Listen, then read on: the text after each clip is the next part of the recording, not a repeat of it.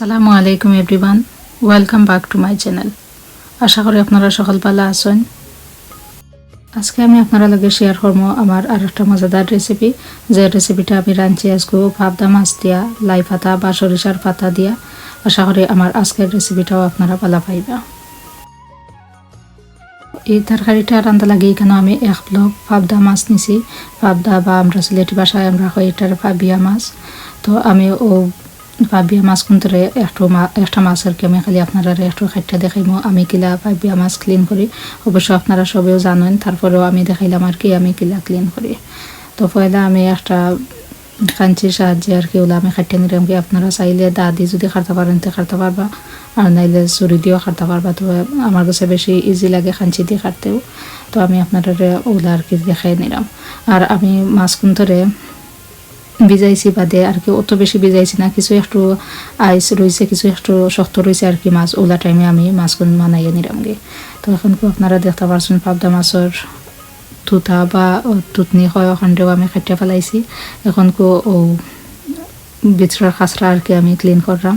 তো পাবিয়া মাছের দেখা মাছানো একটা ফুটকি না থাকে ওটারে আর কি ওলা টান মারি বাখরা লাগে।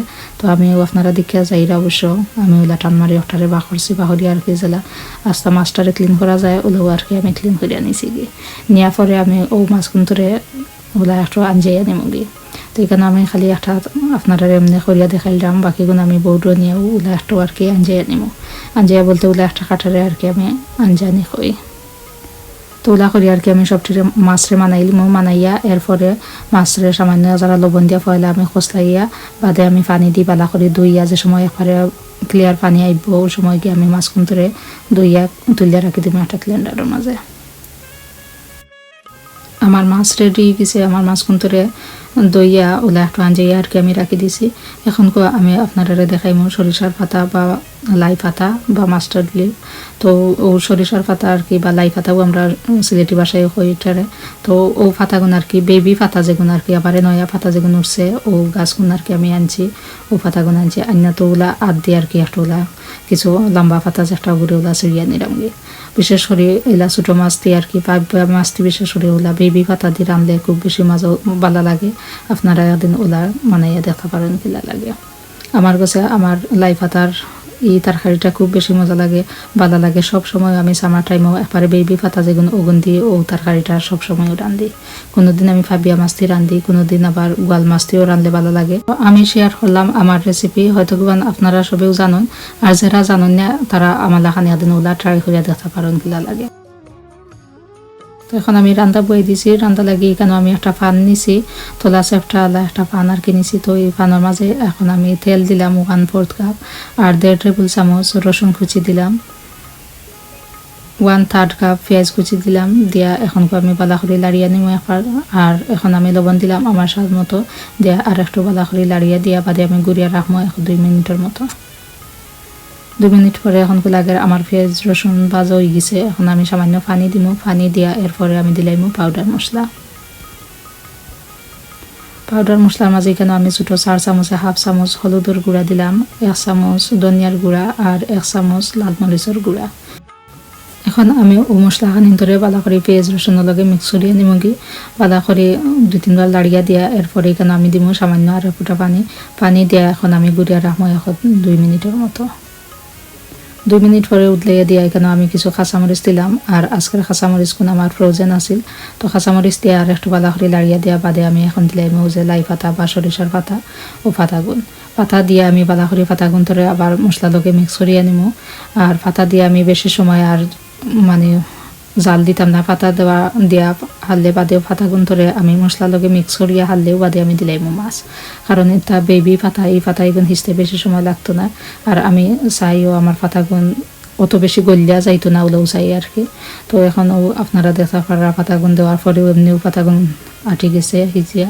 এখন আমি দিলাইলাম মাছ দিয়া মাছ খানিন ধরেও মশলা লগে মাছের মাঝে আর কি সকল মশলাখানি একটু লাগাইয়া বাদে আমি গুড়িয়া রাখবো আরও 1 মিনিটের মতো, যাতে করে মাছের ভিতরে আমারও পাতার ফ্লেভার গুণ হামায়। আর মাছের থাকিও একটা পানি আছে, মাছের পানিটাও বাড়াই যায়।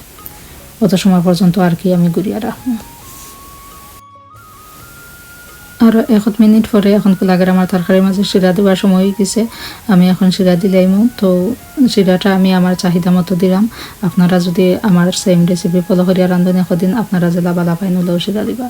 তবে আমি কইমু পাবিয়ার তরকারি আর ইলা বেবি পাতা দিয়ে রানলে অত বেশি পাতলা শিরাও না, আবার অত ঘনও না, ওলার আর কি মাঝামাঝির মাঝে আমি রাখবো। তো আমি জেলা বালা পাই ওলাও আমি শিরা দিছি। শিরা দিয়া এখন গুড়িয়া ফুল আগুন দিয়া আমি 5 থেকে 6 মিনিটের মতো অসীম ধরে জাল দিমু।